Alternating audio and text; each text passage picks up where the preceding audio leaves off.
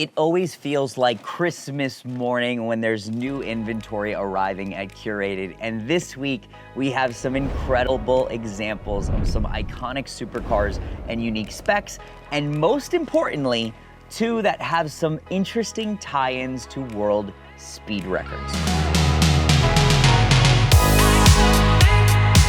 One of the most exciting things I think about Curated, and every time that we talk about why do you get out of bed in the morning or what makes you excited about your job, it is actually chasing the cars and pursuing the stories. And it feels like sort of we're always discovering something or finding something, and we have an incredible network of collectors and enthusiasts and friends from around the world that help us find these incredible cars, and many of them come from our YouTube channel and our social media as well. So thank you to you guys as well. We found some incredible cars, and I love sharing sort of every new piece of inventory that we get with you guys, because this is the fun part of what we do. I am standing, and we'll talk about it, with three really unique cars, so incredibly different.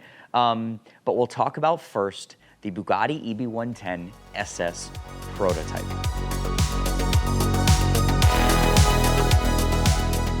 So as you guys know, we've had a few EB110s over the years. I absolutely adore these cars. These were the sort of birth child of so many incredible engineers, designers, visionaries. At one point, it was even a Ferruccio Lamborghini who was involved in the early days with Roman Artioli, with Stanzani, a long list of incredible engineers, visionaries, and whatnot to create the Bugatti EB110 and relaunch the Bugatti brand name and as this new supercar.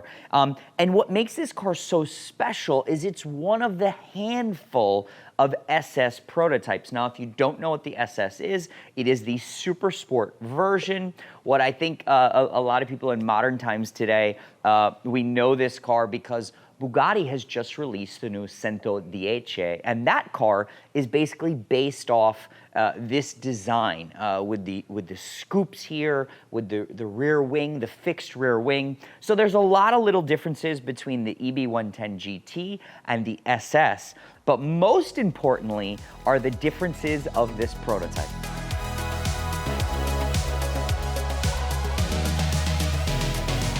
So what's very interesting about this specific car is it has a ton of unique features. The first, and I would say most prominent feature, is going to come from the rear. It's the carbon fiber hood. Now, this is the only Bugatti EB110 that came affixed with this carbon fiber hood.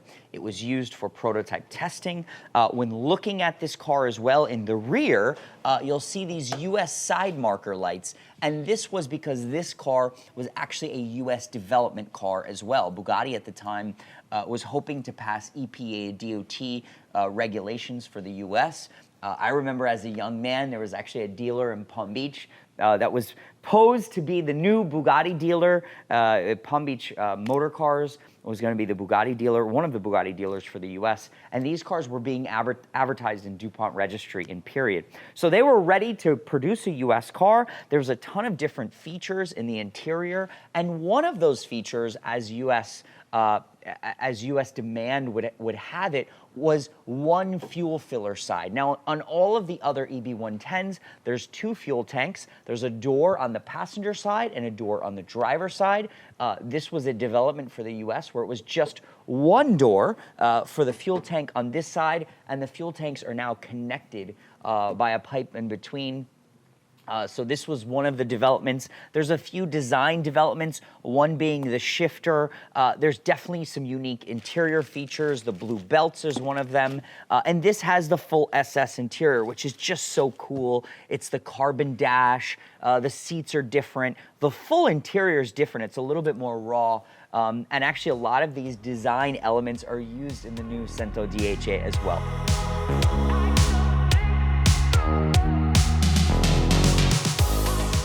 Now, what's probably most special about the car is the car's engine. I'm sure the guys will add some B-roll of this, but this engine has the famous world speed record engine, 342 kilometers per hour, and this engine was installed in this car after its testing. And this car also, I'm being told from people that were involved with Bugatti in period, and a huge thank you to the guys at B Engineering, this engine also has a unique final 6-speed gear and unique ECUs. Now, you could probably say it was definitely fixed and made specifically to reach that top speed record, and that is true. This was never installed in any of the production cars. The gearing was not the same, the ECUs were not the same, but that's just what makes this car so special. And really, you have now really a piece of Bugatti history, probably the best of all the EB110 variants, an SS Prototype, and then still with, I believe this car is just under 33 or 3,400 kilometers. Completely incredible in a unique silver color as well, and it's really, really special to have this piece of Italian supercar history here with us.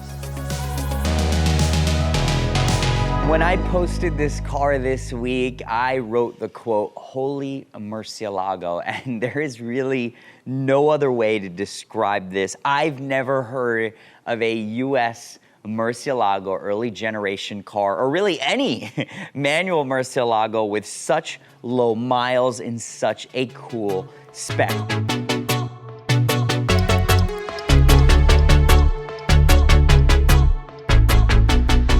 We have been chasing this car for, I don't know, 6-7 years now. It was purchased and ordered by the original owner who still had it as of last week. An incredible, incredible car, because you just don't see early Murcielago cars with this type of miles. What's so special about this car is it's one of a handful made in Monterey Blue. Now, Monterey Blue was originally created by the former Lamborghini distributor, Vic Colunian, and it was made on the first Diablo SV cars, the Monterey Edition cars, and it's this fantastic metallic blue. It's very bright, and it's very vibrant. And then it is believed, and there's no exact number, that there was probably 4 cars, maybe 5 cars produced for the US, 1 car produced for Canada, and this is believed to be the only example on Monterey Blue, on dark blue interior with this silver stitching, and this car is just brand new. We're gonna have to take a ton of photos of the chassis, the engine bay, the interior, because one day a car like this with, I believe it's 790 original miles, will not exist anymore. The patina and finishes you won't find. So as people are restoring these cars, you know, we get a lot of, I would say, hate sometimes from followers, fans, and enthusiasts. I'm sure some of you will write some nasty comments on today's video about these low mileage cars. And people, oh, that's crazy, the guys never drove the car. And, you know, it's getting harder and harder to find low mileage cars like this. But what's super, super important is that these cars exist as a blueprint for the next generation of enthusiasts, the next generation of restorers. We won't know what the original finish on this Bolt looked like if these cars didn't exist today. So it's important to document this for us. 793 miles, one of one color. It's probably the coolest Murcielago manual transmission car I have ever seen. It's just, it doesn't get much better than this.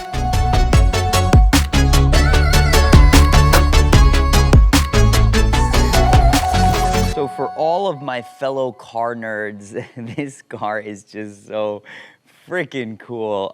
This is one of 33 made for the world. It's not the actual car, but built in celebration of Ferrari breaking 3 world speed records in Ohio in period. I think they broke a record for going basically between 184 miles per hour and 190 miles per hour over the period of different times. So it was like, you know, over a period of an hour, and then, you know, all these different things, over 100 miles, over 100 kilometers. So really, really incredible feat for Ferrari to break in period. And 33 of these 550 Maranello examples were built in honor of that car. And what's so, so cool about this car, if you are a nerd for details like I am, is these cars are basically the same as a normal 550 Maranello, which we love. They're probably one of the best Ferraris ever made.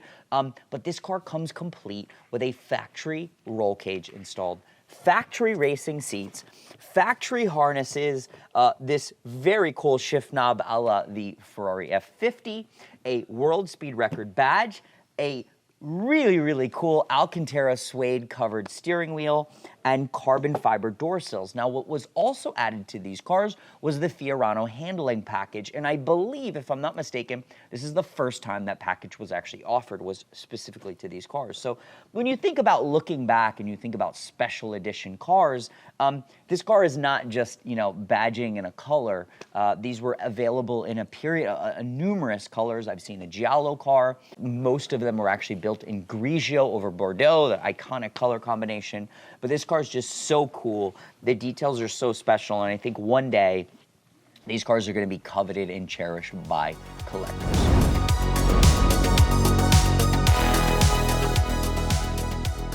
Thank you guys again for watching. Don't forget to like, don't forget to subscribe. We have a ton more vintage supercar content coming. And I know for a few Mura aficionados and fans, we have an update on the Van Halen Mura project.